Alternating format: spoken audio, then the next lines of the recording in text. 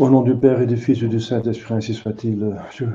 Notre Père qui es aux cieux, que votre nom soit sanctifié, que votre règne arrive, que votre volonté soit faite sur la terre comme au ciel. Donnez-nous aujourd'hui notre pain de chaque jour et pardonnez nos offenses, que nous pardonnons à ceux qui nous ont offensés. Il ne sait pas succomber de la tentation, mais livrez-nous du mal, ainsi soit-il. Je vous salue Marie, pleine de grâce, le Seigneur est avec vous. Vous êtes bénie entre toutes les femmes, et Jésus, le fruit de vos entrailles, est béni. Sainte Marie, Mère de Dieu, priez pour nous pauvres pécheurs, maintenant et à l'heure de notre mort, ainsi soit-il. Nos saints Jean le Gardien, priez pour nous. Saint Patron, priez pour nous. Saint Joseph, priez pour nous. Au nom du Père et du Fils et du Saint-Esprit, ainsi soit-il. Voilà. Alors, je vais ouvrir le livre ici. Le péché. Alors, c'est quoi un péché? Le péché, c'est une transgression d'un ordre de Dieu, sciemment et librement. Donc, ces quatre éléments. Il y a question d'un commandement de Dieu, d'une volonté de Dieu, expresse, connue, ou bien connaissable. Ensuite, une transgression, donc agir contre. Cette volonté de Dieu, et il faut la connaissance et le consentement. Si un élément manque, ce n'est pas vraiment un péché. Donc, ce n'est pas un péché du tout. S'il n'y a pas de commandement de Dieu, voilà, il n'y a pas de péché. Si on n'est pas du tout au courant, vous n'êtes pas coupable. Donc, ce péché ne vous est pas imputé. La même chose que si ce n'est pas du tout consenti. Et voilà. Donc, ce sont les éléments essentiels. La définition donne les éléments essentiels. Et si un élément essentiel manque, la chose n'existe pas. Donc le péché, c'est ça. Alors, mais il y a plusieurs sortes de péchés, on va voir, parce qu'il y a plusieurs degrés de connaissance et de consentement, etc. Et de matière de péché. Voler 1 euro, c'est différent que voler 1000 euros. Donc, voilà, donc la conséquence, c'est directement que si on ne commet pas de péché, quand on ignore, ou bien si c'est sans sa faute, ou on ignore sans sa faute parce qu'on peut avoir une ignorance crasse et voulue, affectée. Donc si on ne veut pas savoir la volonté de Dieu et on transgresse et on ne sait pas que c'est un commandement de Dieu, on est quand même coupable parce qu'on n'a pas voulu se mettre au courant, ce qui est un devoir nécessaire. Donc on ne commet pas de péché quand l'ignorance est sans sa faute, sans faute.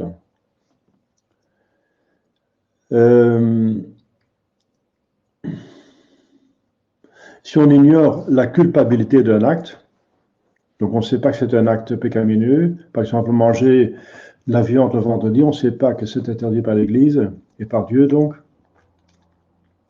ni quand on ne consent pas à l'acte coupable, comme je viens de dire. Donc s'il n'y a pas de connaissance du tout, et si l'ignorance n'est pas coupable, n'est pas voulu, ou bien s'il n'y a pas de consentement, l'acte n'est pas coupable, il n'y a pas de péché. Alors, dans son essence, le péché est une affection coupable pour la créature et une aversion de Dieu. Voilà. Donc, dans le péché, dit saint Thomas, il y a un double mouvement. On se détourne de Dieu, de son commandement, et on se tourne vers la créature, ça veut dire un abus de créature, de l'usage des créatures. Par exemple, la gourmandise, c'est se détourner du commandement de Dieu, de la tempérance, et se tourner vers la créature, ça veut dire la nourriture, ou l'alcool, etc., de manière désordonnée. Ça veut dire du trop. C'est un exemple. Mais c'est pour tout péché, c'est comme ça. Tout péché, c'est une aversion de Dieu et une affection coupable, donc désordonné pour l'une ou l'autre créature. Alors, autre chose très importante pour savoir, c'est que le péché est le seul mal véritable, car il expose l'homme à la honte sur terre et au malheur éternel, donc l'enfer. Donc on a plusieurs malheurs maintenant, le Covid, le fait qu'on est persécuté, il y a des gens qui ont des contretemps dans leur vie, toutes sortes, qui sont malades, qui ne trouvent pas de travail, qui ne trouvent pas leur nécessaire ou utile. Et c'est un mal, bien sûr, mais ce n'est pas un mal véritable, dans ce sens que si on le supporte avec Jésus-Christ, qui nous a sauvés par sa passion, alors au contraire, on mérite un bonheur, éternel même. Donc c'est un mal, mais qui peut être tourné je veux dire, à l'occasion duquel on peut obtenir beaucoup de bien. Donc c'est pas un mal véritable dans ce sens-là. C'est pas un mal fatal. Mais le mal fatal, c'est le péché, surtout mortel, qui nous prive du bonheur, du vrai bonheur pour lequel nous sommes créés. Donc le seul mal, le seul vrai mal, donc il faut éviter, parce qu'il faut éviter le mal, c'est évident. Le seul mal, c'est le péché. Mais je vais mettre ma barrette, c'est parce que on peut mettre la barrette si on enseigne. Enfin, si le prêtre enseigne, je veux dire. L'autre point, le quatrième point, c'est le péché fait perdre à l'homme la beauté surnaturelle de l'âme, la rend semblable aux démons et malheureux déjà en cette vie. Donc, par ailleurs, de malheur éternel, parce que ça c'est déjà la conséquence la plus grave. Mais c'est déjà inclus dans la perte de la vie, ici dit la beauté, mais veut dire bien sûr la vie, qui est une beauté extraordinaire, parce qu'elle nous fait sembler à Dieu. Le péché fait perdre à l'homme la beauté surnaturelle, donc la vie surnaturelle, de grâce, donc la gloire, donc le ciel. Donc il attend, s'il ne se convertit pas, il y a l'enfer qui va suivre. Parce que pour qu'on aille en enfer, malheureusement, il faut, en plus de la définition du péché, ça veut dire une transgression de la volonté de Dieu avec connaissance et volonté libre, mais il faut encore une quatrième condition malheureuse, c'est la persévérance, l'obstination, l'entêtement jusqu'à la mort, de ne pas vouloir se convertir. Donc, en tout cas sur terre, le péché surtout mortel, mais le péché véniel fait diminuer cette beauté surnaturelle, mais n'enlève pas. Mais le péché mortel fait perdre à l'homme la beauté surnaturelle, donc la vie surnaturelle, le rend semblable aux démons. Hein. Adam et Ève sont devenus enfants et même esclaves des démons par leur péché. Ils avaient l'emprise. Jésus dit aux Juifs, votre père c'est le démon, par votre péché mortel, de ne pas vouloir croire dans sa divinité, donc l'hérésie. Et malheureux déjà en cette vie. Déjà en cette vie, il y a le péché enchaîne un malheur, quoique le pécheur pense trouver un bonheur dans le péché. Sinon, il ne pêche pas. Il veut pécher parce qu'il veut jouir de quelque chose, une jouissance, avoir un bonheur quelconque. Mais par ailleurs, le péché rend malheureux. Ne soit-ce que par le remords de la conscience, qui enlève la paix intérieure de l'âme. Eh bien, la crainte de mourir à chaque instant et de se trouver devant un juge qui va décider de votre éternité. Il n'y a personne qui peut prouver qu'il n'y a rien après cette vie. Au contraire, que l'âme est immortelle, on peut le prouver. Et que Dieu existe, on peut le prouver scientifiquement. Aristote l'a fait. Et en plus, il y a des miracles, par exemple les miracles de Lourdes. Il y a chaque année des miracles, des guérisons inexplicables pour la science, et ça montre une existence d'un être, donc de Marie, qui est déjà morte depuis 2000 ans. Donc elle est morte depuis 2000 ans, et si elle fait encore des choses actuellement, c'est qu'elle vit. Donc c'est une preuve de la vie éternelle, de l'au-delà. L'origine et les étapes du péché. Comment naît l'ordinaire le péché? Ça commence par une pensée, parce que rien n'est voulu si ce n'est pas connu, dit saint Thomas. Donc on commence par la pensée, mais comme vous savez, la pensée est nourrie par les sens extérieurs et intérieurs. S'il n'y a pas de sens extérieur et intérieur, la pensée est vide. On n'a pas de pensée du tout. Donc, mais ça commence par une pensée. Mais si la pensée n'est pas provoquée, elle n'est pas un péché en soi. Elle devient seulement péché quand on s'y arrête volontairement. Donc ça peut être une tentation. On est tenté, dit saint Jacques, par nous-mêmes, par la triple concupiscence en nous, un dérèglement que nous avons en nous qui est déjà donné avec le péché originel, mais qu'on peut malheureusement développer en péchant en cours de route nous-mêmes. On développe le vice comme on peut développer la vertu en faisant les actes, comme on a vu l'autre fois, la fois dernière, le catéchisme. Donc la pensée en soi n'est pas un péché, mais elle peut le devenir. Et elle est un péché si elle est affectée, si on provoque des pensées mauvaises.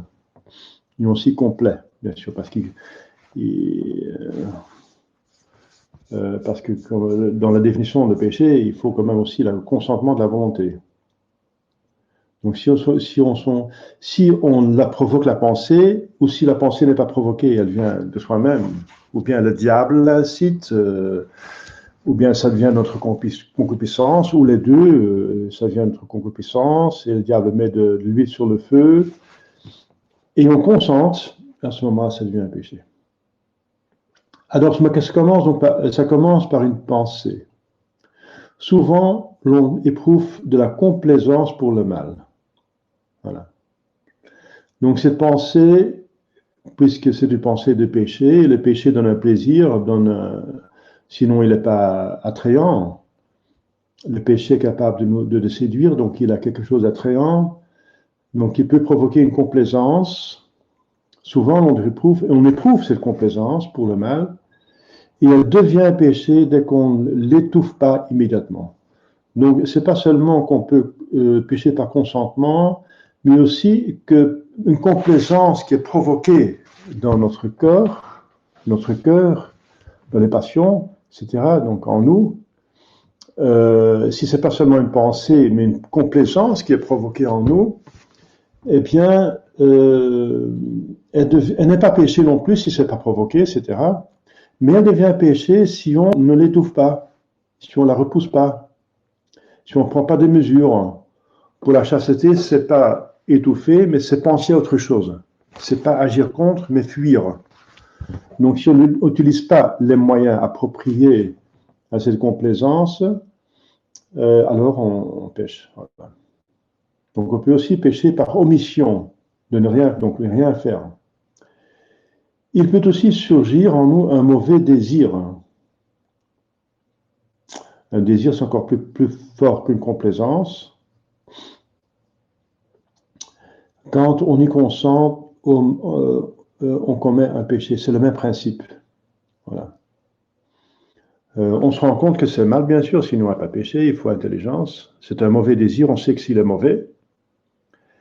Il surgit en nous, ça veut dire on ne l'a pas provoqué, mais il vient en nous, c'est plus fort qu'une complaisance. C'est le cœur qui veut quelque chose, mais l'âme ne le veut pas encore. Saint Paul en parle. Je veux faire le bien, je fais le mal. Donc il y a deux volontés dans l'homme, quelque part. Il y a une volonté propre, c'est-à-dire celle dans l'âme, mais le corps peut vouloir des choses. Donc si on a faim, le corps veut manger. Donc c'est un désir du corps. Il est très net.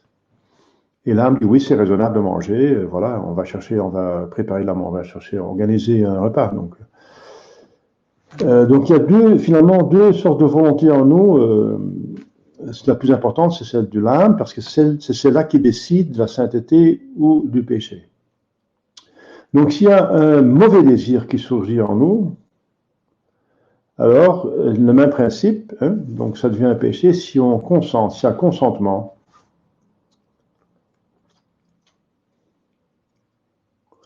Et la malice est de même espèce que l'acte lui-même auquel il se rapporte.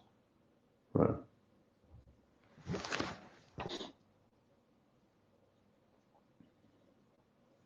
Donc, si c'est un mauvais désir pour une petite chose, c'est un petit péché, mais quand même un péché véniel.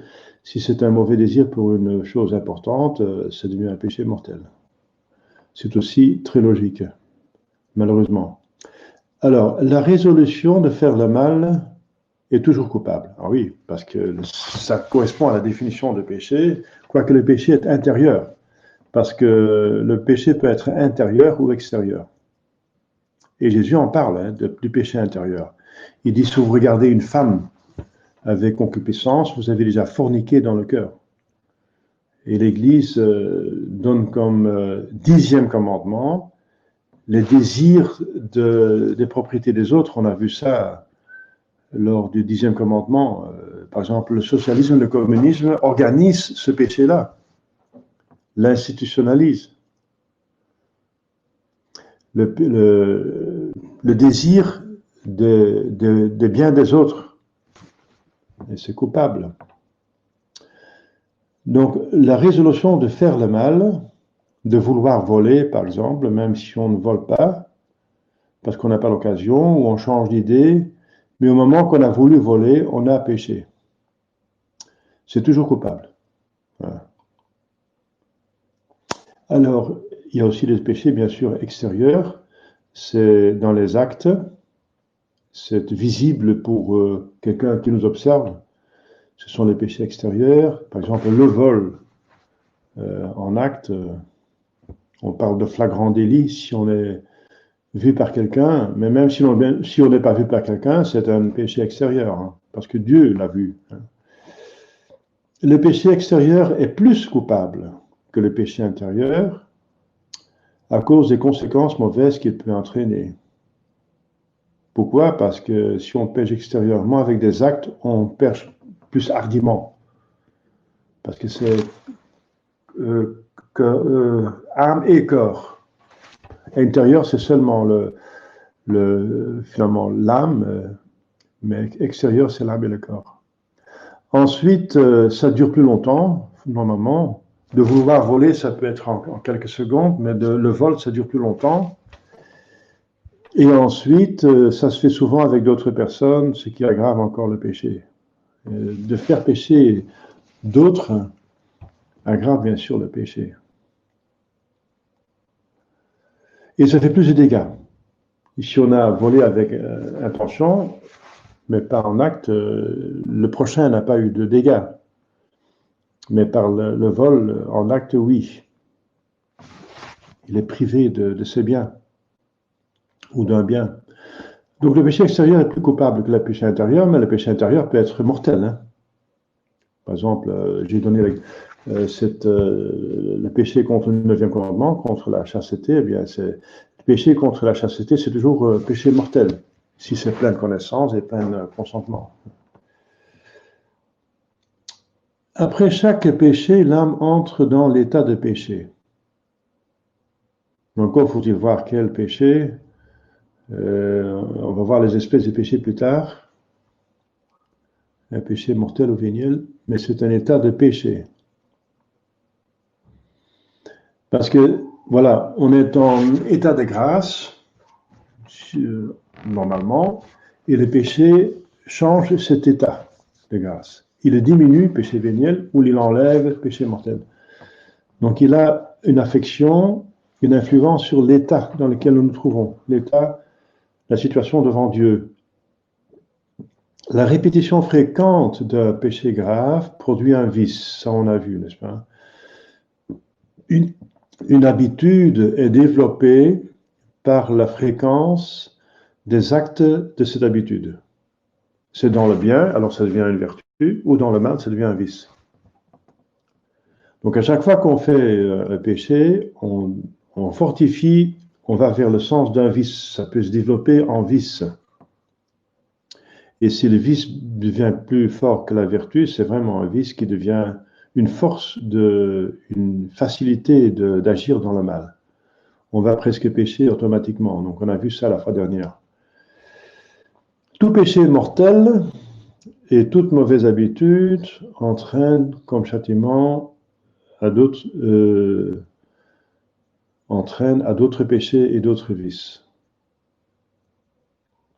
Donc il y a un enchaînement diabolique. Par exemple, mentir peut amener au vol et le vol peut amener au meurtre. C'est possible.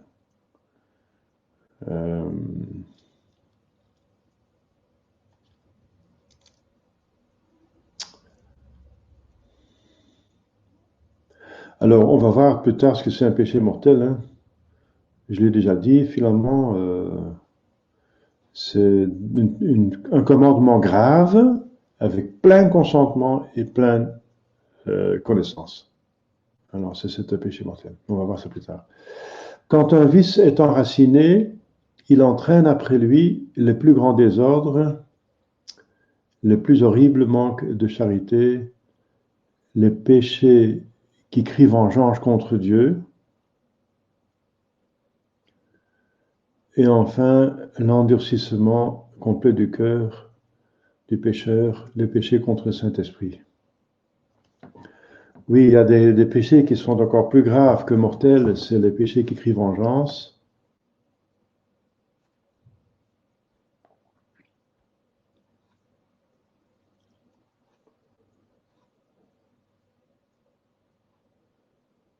Péchés qui crient vengeance, c'est des péchés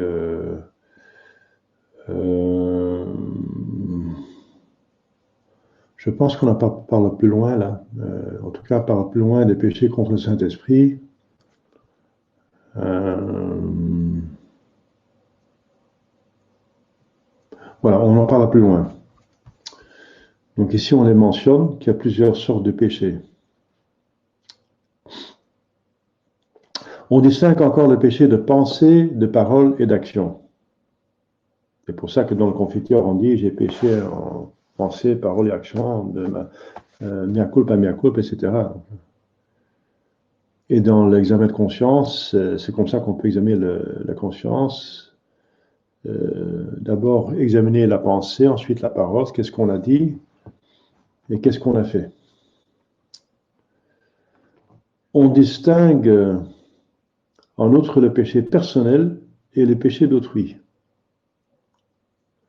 Donc personnel, c'est le péché qu'on a commis nous-mêmes directement. Et le péché d'autrui, c'est un péché qu'on commet personnellement, mais par rapport à d'autres. Ça veut dire on a fait pécher d'autres et c'est par ça qu'on pêche nous-mêmes. Donc ça reste un péché quand même, que nous faisons nous-mêmes. Hein. Le péché d'autrui, c'est notre péché, mais c'est d'autrui dans ce sens que nous y participons. Parce qu'on a participé au péché d'autres. Par exemple, on l'a commandé, on l'a conseillé, on l'a prouvé, on l'a soutenu, on a procuré des moyens de péché, etc. On a prêté une Kalachnikov pour faire un cambriolage. On a prêté des préservatifs. On a donné des moyens pour voler, etc. On a donné des conseils comment mentir, etc. Alors, les puissants de ce monde, les membres des parlements et d'autres conseils, les parents, les supérieurs, les patrons, donc tous ceux qui ont responsabilité, les rédacteurs des journaux, les littérateurs sont facilement exposés à participer au péché d'autrui, donc de causer des péchés à autrui. Ah oui, un puissant de ce monde, si on Si on vote une loi et si on impose une loi qui permet l'avortement, du coup, on devient coupable pour tous les avortements qui sont faits à partir de cette loi. Donc on est coupable de millions de meurtres à des innocents. Le meurtre sur des innocents, c'est encore un péché qui crie vengeance. Donc on devient coupable de millions de péchés mortels. Si on vote par exemple une loi mauvaise pour l'avortement, l'euthanasie, etc. Maintenant, on peut même... il y a une loi qui permet le suicide aux mineurs, donc ceux qui ne sont pas adultes.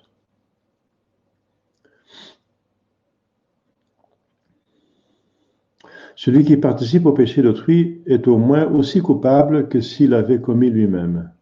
Voilà.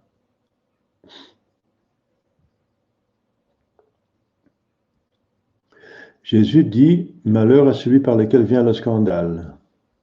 Il vaudrait mieux lui rattacher au cou une meule et le noyer dans la profondeur des mers.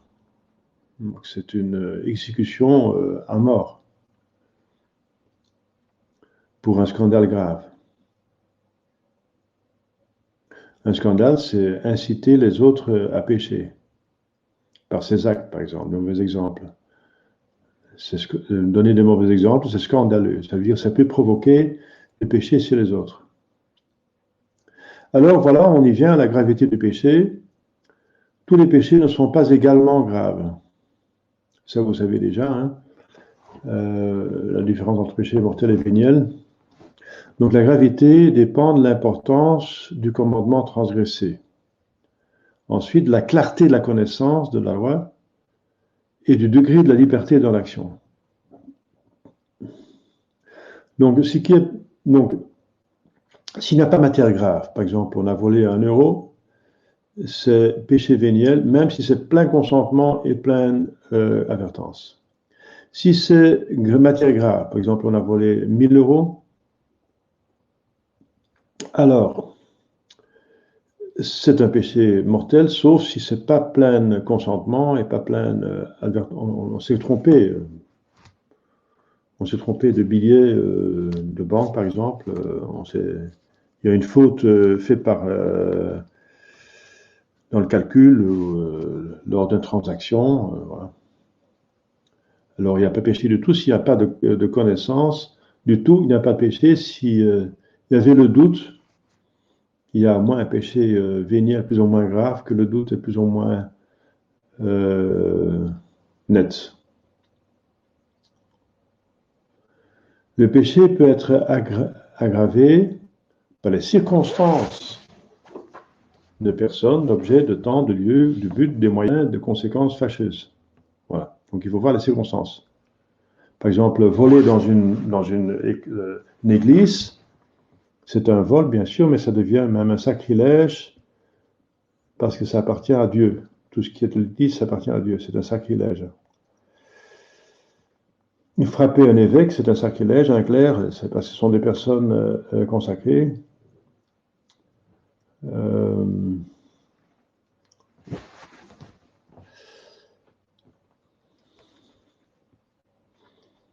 Par exemple, mentir, c'est en soi un péché véniel, mais ça peut devenir un péché mortel par les circonstances, par la matière. Si on ment devant une cour d'assises et par votre mensonge, votre faux témoignage, la personne va en prison pour toute sa vie, bien sûr que c'est un péché mortel. Beaucoup de péchés sont si graves qu'ils nous séparent complètement de Dieu. Donc, péché mortel, il nous enlève son amitié. Les péchés moins graves qui ne tuent pas, qui n'enlèvent pas totalement l'amitié avec Dieu, mais qui la blessent seulement, sont des péchés, mais véniels. Ce sont des péchés, mais véniels. Donc il y a une nette différence. Les péchés mortels méritent l'enfer, les péchés véniels méritent le purgatoire. Sauf si on fait une pénitence sur terre. Et il faut toujours contrition, hein. Sinon il n'y a pas de pardon. La miséricorde de Dieu s'exerce sur un cœur contrit. C'est la contrition. Sans contrition, il n'y a pas de rémission de péché. Qu'est-ce que vous voulez? Parce que, alors, on veut toujours pécher, donc c'est dans la volonté. La sainteté, le péché, c'est dans la volonté. Le péché mortel est essentiellement différent du péché véniel. Essentiellement, oui. C'est une différence de ciel et de l'enfer. Parce que le péché véniel peut encore mener en ciel, mais le péché mortel mène en enfer. Donc il reste une très grande différence. Alors il est très difficile et très dangereux de décider si un péché est véniel ou mortel. Donc il ne faut pas commencer à peser. Je voudrais bien profiter de ce péché, mais je ne vais pas aller en enfer. Donc je vais profiter de manière vénielle. Ça, c'est très dangereux. Parce que si on commence à commettre le péché véniel systématiquement, c'est la conséquence d'une telle mentalité. Le catéchisme romain, donc du Concile de Trente, il dit que tôt ou tard, on va tomber dans un péché mortel. Parce que si on n'arrive pas à refuser quelque chose de moindre qui cause un péché véniel, comment refuser quelque chose de plus fort qui cause un péché mortel? Oui. Donc le meilleur moyen pour éviter un péché mortel, ou tout péché mortel, c'est de combattre les péchés véniels. On peut affirmer avec certitude, il y a péché mortel quand la volonté de l'homme n'est plus dirigée vers Dieu qu'en fin dernière. Voilà, c'est une autre définition de péché mortel. Le péché mortel prend la créature comme fin dernière. Le péché véniel la prend toujours comme un moyen, mais on abuse. Et s'arrête trop au moyen. Et ça l'arrête dans son élan vers la fin dernière, vers le ciel. Il y a péché mortel quand de propos délibérés, on blesse gravement Dieu dans son honneur, ou l'homme dans un bien important, comme la vie, la fortune et l'honneur. Voilà. Ouais, c'est toujours contre les commandements de Dieu, et les commandements de Dieu sont résumés par aimer Dieu avant tout, et le prochain comme soi-même. Donc finalement, tout péché, on peut le résumer en ça. Quoique tout péché blesse Dieu dans son honneur, parce que tout péché va contre sa commandement, mais il y en a qui vont plus directement contre son honneur, comme un sacrilège, comme je viens de dire, ou péché contre la foi, l'espérance, la charité de Dieu, contre la religion, c'est plus direct. Et donc les premiers commandements, 1, 2, 3, sont plutôt par rapport à Dieu, et les autres commandements plutôt par rapport aux hommes. Quoique tout est selon la volonté de Dieu. Dans tout péché, on pêche contre la volonté de Dieu. Donc, pour le péché mortel, c'est gravement qu'on pêche. On commet un péché véniel quand on n'attaque qu'un bien de moindre importance, mais quand même un bien, ou on attaque un bien important, mais d'une manière légère, ou bien avec une conscience imparfaitement éclairée, ou avec une liberté restreinte. Mais on l'a déjà dit avant. De l'autre côté, un péché véniel peut devenir mortel. Voilà, ça, j'ai aussi donné déjà l'exemple du mensonge devant la cour d'assises. Ce qui en soit un péché véniel, c'est le mensonge, peut devenir mortel. Si on cause par là un scandale grave, un dommage considérable, ou qu'on le commet par mépris pour la loi. Voilà. Donc, ce qui en soit un péché véniel peut, par ces circonstances-là, devenir mortel. Plusieurs péchés véniels peuvent aussi devenir un péché mortel si tous les jours on vole 1 euro, si on est caissière dans le supermarché, après 1 an, on a volé plus que 300 euros, et après 3 ans et demi, on a volé 1000 euros. Donc, chacun de ces actes de péché mortel, mais le tout est un péché mortel. Surtout si on a voulu ce tout. On a décidé de voler 1000 euros et en petite dose. C'est évident que c'est un péché mortel. Les péchés mortels n'ont pas tous la même culpabilité. Il y a dans l'enfer plusieurs niveaux aussi, malheureusement. Ni les péchés véniels. Les péchés mortels les plus graves sont contre le Saint-Esprit et ceux qui crient vengeance contre Dieu.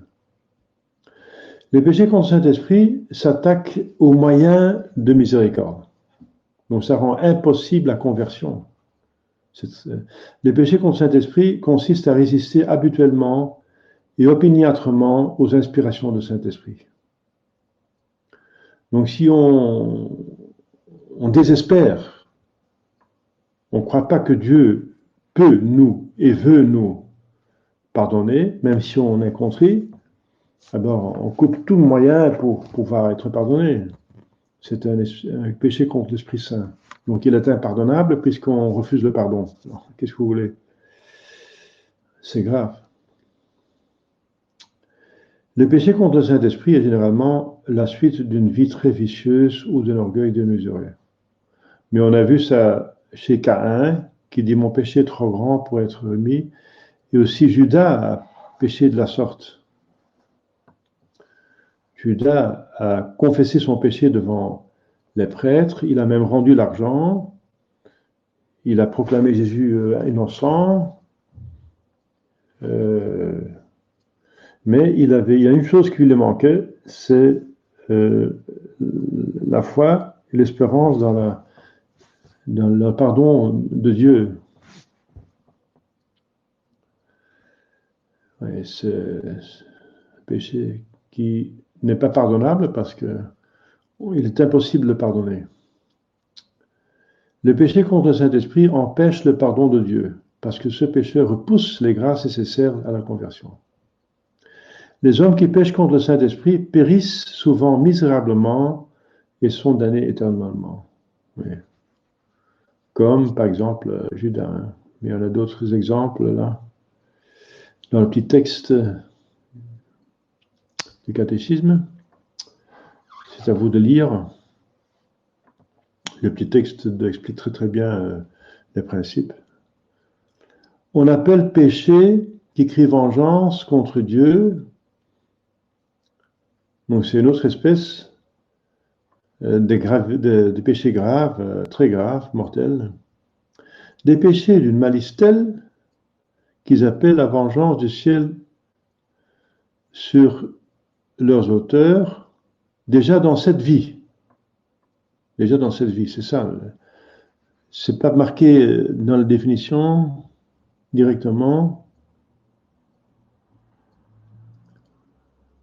mais voilà. Donc peut-être qu'il faut l'ajouter là, parce que tout péché est vengé par Dieu, mais après la mort.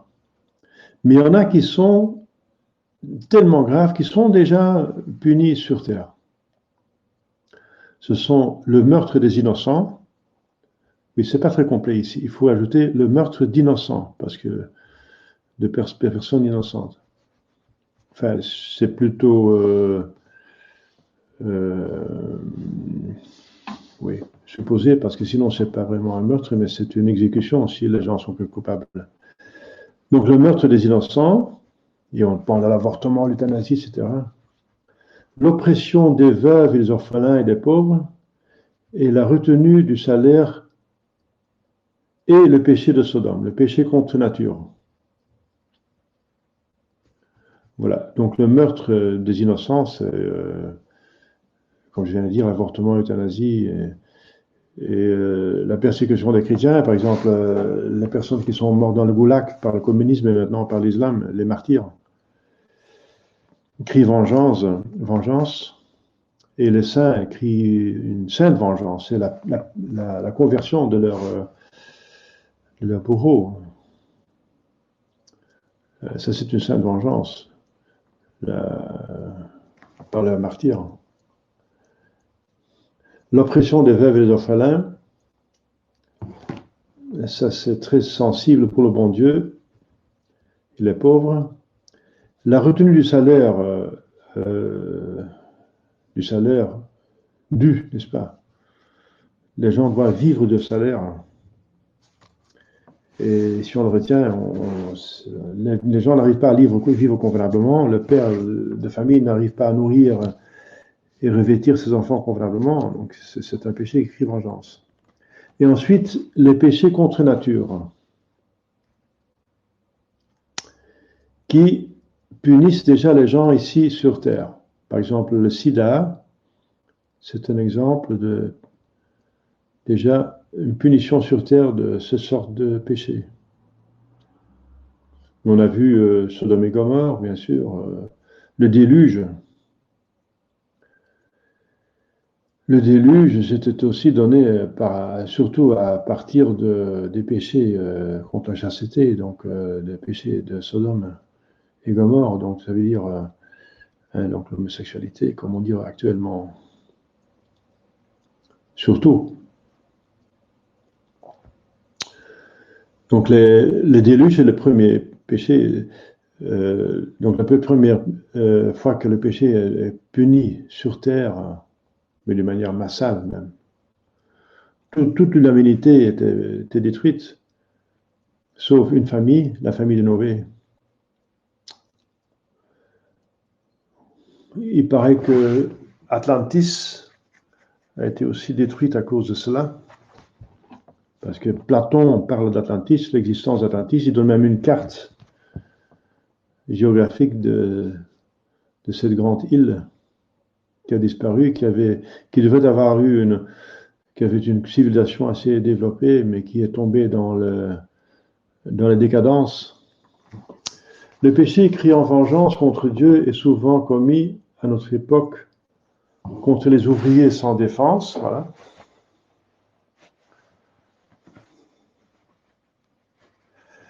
Par des patrons sans conscience. Eh bien, ces gens-là ne seront pas heureux, ils sont déjà punis sur cette terre. Mais maintenant, le plus grave, c'est effectivement le péché contre les enfants. L'avortement est devenu énorme. À notre époque, en Chine, c'est devenu même légal, imposé par la loi. On ne peut pas avoir plus que une fille ne peut pas plus avoir qu'une fille et 2 garçons. Donc la deuxième fille est tuée à n'importe quel mois de la grossesse.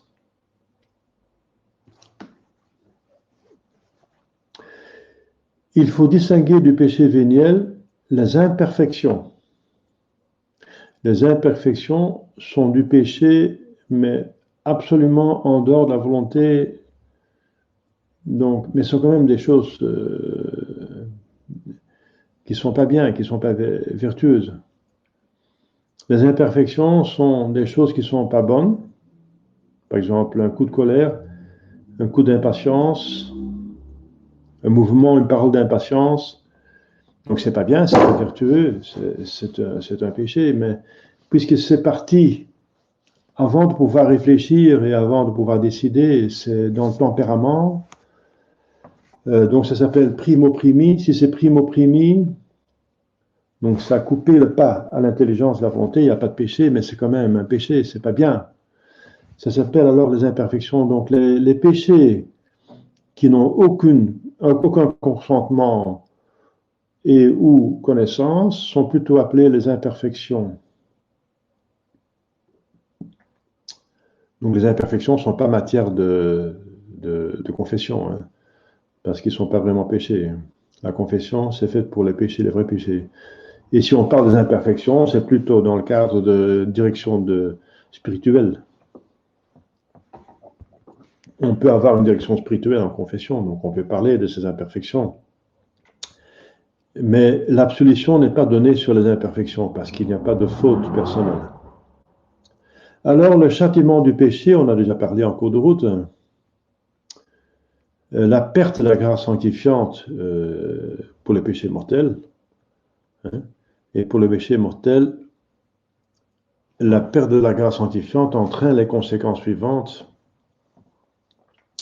Le pécheur perd sa beauté surnaturelle, ça veut dire par l'état de grâce, il ressemble à Dieu, hein, il participe à la vie divine. Il perd la beauté surnaturelle de son âme, il devient impur aux yeux de Dieu, et même bien sûr des saints, anges et des saints dans le ciel.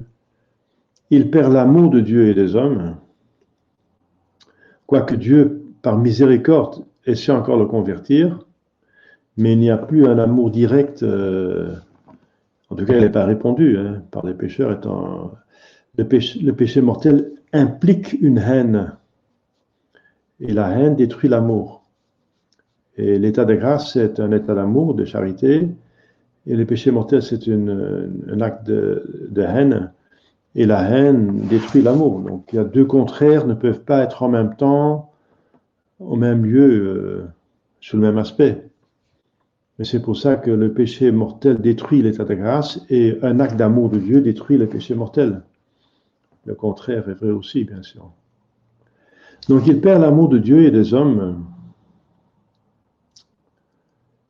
enfin le vrai amour des hommes, parce qu'on aime les hommes en Dieu, hein, on aime les hommes par amour de Dieu, donc et on perd l'amour de Dieu, bien sûr, et les hommes, si on meurt dans l'état de péché mortel, on va en enfer, et en enfer il n'y a pas d'amour. Mais même sur terre, voilà, on n'est plus capable d'aimer le prochain par amour de Dieu, parce qu'on n'aime pas le Dieu par le péché mortel. Son intelligence est obscurcie, sa volonté affaiblie, il perd les mérites de toutes les bonnes œuvres passées. Tout. Donc s'il a fait beaucoup de bonnes œuvres, il fait un péché mortel, il perd tous les mérites. Mais la bonne nouvelle, c'est que s'il se convertit, il recouvre l'état de grâce, les mérites des anciennes bonnes œuvres reviennent. Et n'engage aucun pour celles qu'il pratique en état de péché. Voilà. Donc un homme en état de péché mortel n'a aucun mérite, parce que Jésus dit, sans moi, vous ne pouvez rien faire. Et justement, être avec Jésus, c'est être en état de grâce.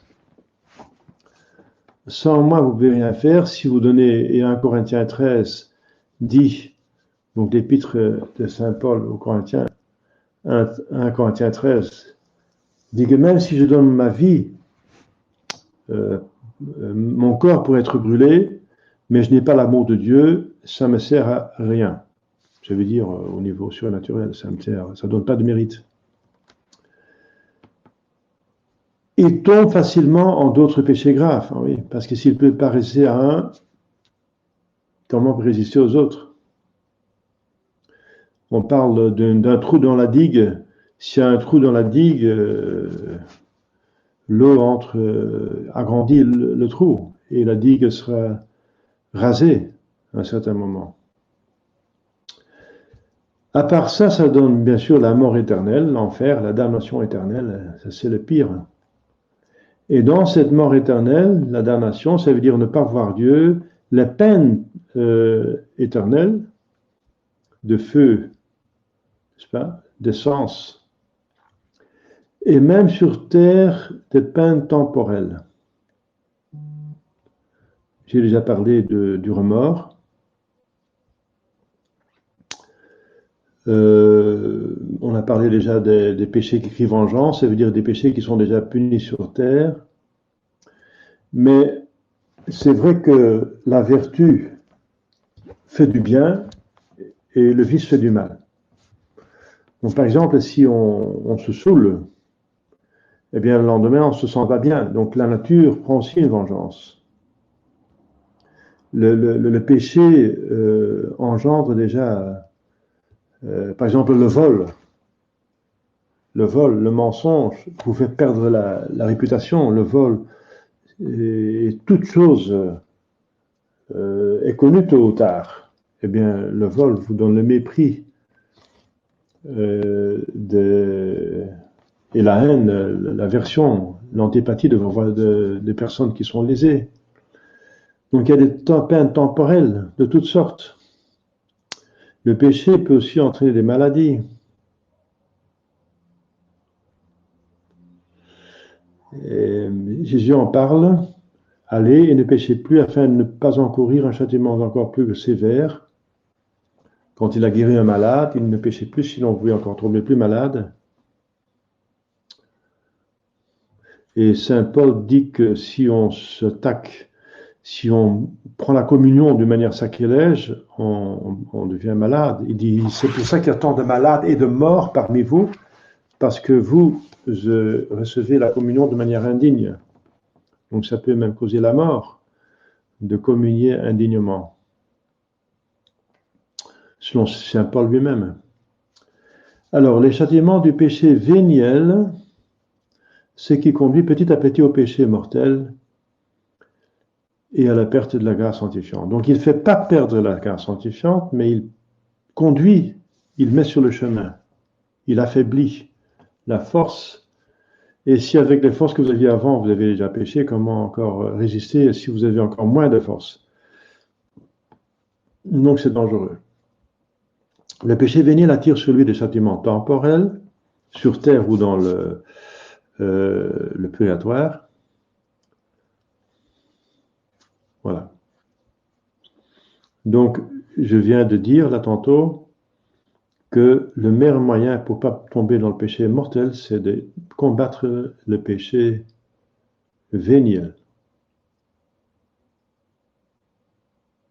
Alors, quatrièmement, le vice. Alors, je vais m'arrêter ici parce que je parle presque une heure. Je vais vous donner l'occasion de poser des questions. Est-ce qu'il y a des questions?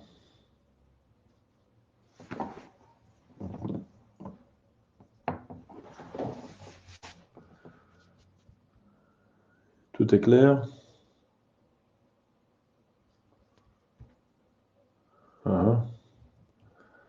Bon, si tout est clair, oui, c'est pas très compliqué. C'est une matière qu'on connaît, la plupart de vous la connaissent, parce que c'est important pour pouvoir se confesser convenablement. Voilà. Donc, si c'est clair, voilà, on va s'arrêter et la fois prochaine, parce qu'on a vu tout un chapitre. Et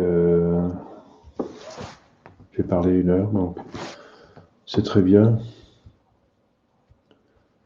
Et on a un autre chapitre, c'est le vice. Voilà.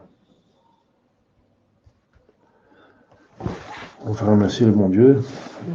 Au nom du Père et du Fils et du Saint-Esprit, ainsi soit-il. Je vous salue Marie, pleine de grâce, le Seigneur est avec vous. Vous êtes bénie entre toutes les femmes, et Jésus, le fruit de vos entrailles, est béni. Sainte Marie, Mère de Dieu, priez pour nous pauvres pécheurs, maintenant et à l'heure de notre mort, ainsi soit-il. Notre Père qui es aux cieux, que votre nom soit sanctifié, que votre règne arrive, que votre volonté soit faite sur la terre comme au ciel. Donnez-nous aujourd'hui notre pain de chaque jour, et pardonnez nos offenses, comme nous pardonnons à ceux qui nous ont offensés. Et ne laissez pas succomber dans la tentation, mais délivrez-nous du mal, ainsi soit-il. Saints anges gardiens, priez pour nous. Saint patron, priez pour nous. Saint Joseph, priez pour nous. Je vous donne la bénédiction, Aiutorium nostri nomine Domini, qui fecit in terram benedictionis potentis, Patris et Filii et Spiritus Sancti, descensus vos, et magna semper